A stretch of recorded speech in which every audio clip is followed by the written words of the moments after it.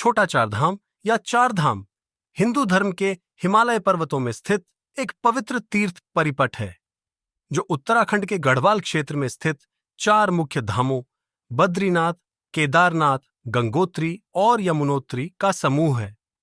यह तीर्थयात्रा श्रद्धालुओं के लिए आध्यात्मिक महत्व के साथ साथ भौगोलिक और सांस्कृतिक महत्ता भी रखती है। चार धाम के चार मुख्य स्थल बद्रीनाथ, यह भगवान विष्णु को समर्पित मंदिर है और चार धाम का प्रमुख तीर्थ स्थल माना जाता है।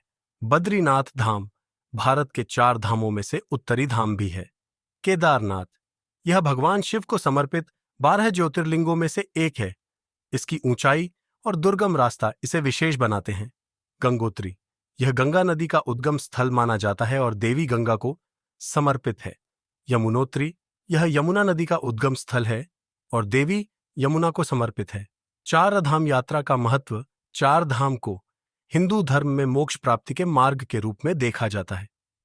यह यात्रा हर साल लाखों श्रद्धालुओं को आकर्षित करती है जो कठिन पर्वतीय मार्गों और ऊंचाई पर स्थित इन धामों की यात्रा करके आध्यात्मिक आनंद प्राप्त करते हैं। उत्पत्ति और ऐतिहासिक पृष्ठभूमि, चारधाम यात्रा की सटीक उत्पत्ति के संबंध में कोई ठोस साक्ष्य नहीं है, लेकिन यह कहा जाता है कि 8वीं शताब्दी में आदि शंकराचार्य ने इन चार धामों को एक सूत्र में पिरोया। उन्होंने चार धामों पुरी, रामेश्वरम, द्वारका और बद्रीनाथ की स्थापना की जो भारत के चार दिशाओं में स्थित हैं। बाद में हिमालय क्षेत्र के चार तीर्थ स्थलों को छोटा चार धाम कहा गया। यह नाम 20वीं शताब्दी के मध्य में प्रचलित हुआ। बद्रीनाथ, केदारनाथ, गंगोत्री और यमुनोत्री इस छोटे चार धाम यात्रा के मुख्य स्थल बने।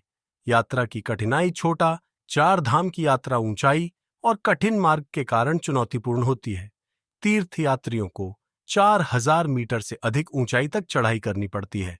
रास्ते कहीं सरल तो कहीं अत्यंत दुर्गम होते हैं। चारधाम यात्रा न केवल धार्मिक दृष्टि से महत्वपूर्ण है, बल्कि यह तीर्थयात्रियों को हिमालय की अद्भुत प्राकृतिक सुंदरता और आध्यात्मिक अनुभव का आनंद भी प्रदान करती है। उत्तराखंड और चारधाम यात्रा 1962 के भारत-चीन युद्ध से पहले उत्तराखंड के हिमालयी क्षेत्र में स्थित चार धाम की यात्रा करना अत्यंत कठिन था।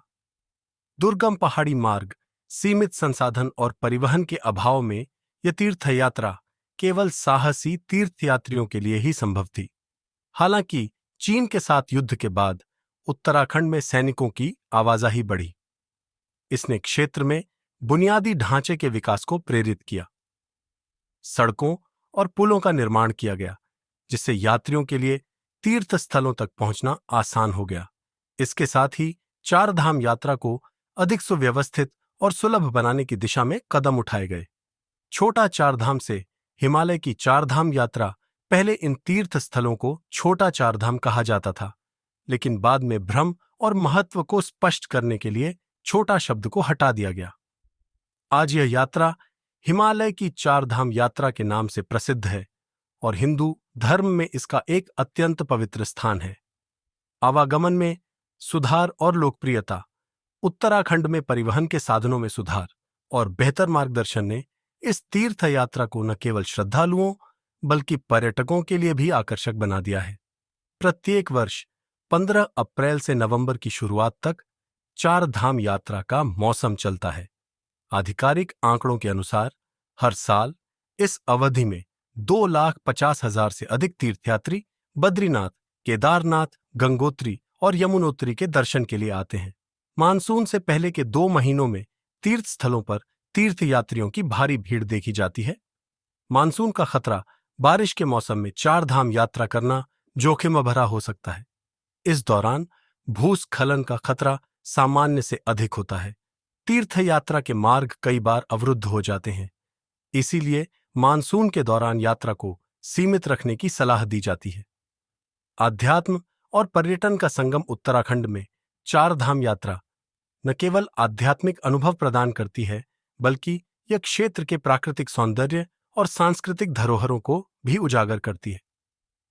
आसान यात्रा, साधनों और प्रशासनिक सहयोग के चलते यह तीर्थ यात्रा अब देश के सबसे प्रमुख धार्मिक स्थलों में से एक बन गई है। धर्म ग्रंथों में चारधाम का महत्व भारतीय धर्म ग्रंथों के अनुसार यमुनोत्री, गंगोत्री, केदारनाथ और बद्रीनाथ हिंदुओं के 4 सबसे पवित्र तीर्थ स्थल हैं। इन्हें 4 धाम के नाम से जाना जाता है। इन स्थानों का महत्व केवल धार्मिक ही नहीं बल्कि आध्यात्मिक भी है।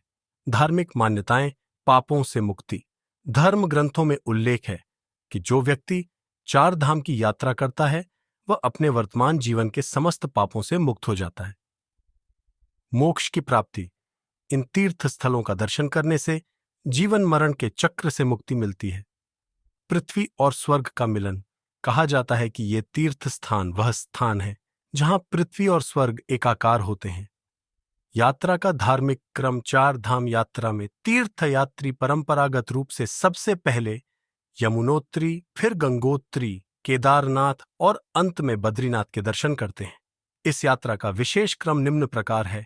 यमुनोत्री, यमुना नदी का उद्गम स्थल, यह यात्रा का प्रारंभिक बिंदु है। गंगोत्री, गंगा नदी का उद्गम स्थल, यहां से तीर्थयात्री पवित्र जल लेकर जाते हैं। केदारनाथ, भगवान शिव का मंदिर, गंगा और यमुना का पवित्र जल केदारनाथ में शिवलिंग पर अर्पित किया जाता है। बद्रीनाथ, भगवान विष्णु का मंदिर। अंततः तीर्थयात्रा बद्रीनाथ में संपन्न होती है। परंपरागत मार्ग तीर्थयात्रा के लिए प्राचीन परंपरागत मार्ग इस प्रकार है। हरिद्वार, आर्षिकेश, देवप्रयाग, टिहरी, धरासू, यमुनोत्री, उत्तरकाशी, गंगोत्री, त्रियुगनारायण, गौरीकुंड, केदारनाथ, बद्रीनाथ। यह मार्ग धार्मिक परिक्रमा की भावना को दर्शाता है और श्रद्धालुओं के लिए इसे पवित्र माना गया है। दूसरा मार्ग केदारनाथ जाने हेतु केदारनाथ के लिए एक वैकल्पिक मार्ग भी है जो आर्षिकेश से होकर गुजरता है। ऋषिकेश, देवप्रयाग, श्रीनगर, रुद्रप्रयाग, अगस्त्य मुनि, गुप्तकाशी, गौरीकुंड, केदारनाथ। इस मार्ग के महत्वपूर्ण स्थल मंदाकिनी नदी का उद्गम स्थल केदारनाथ के समीप स्थित है।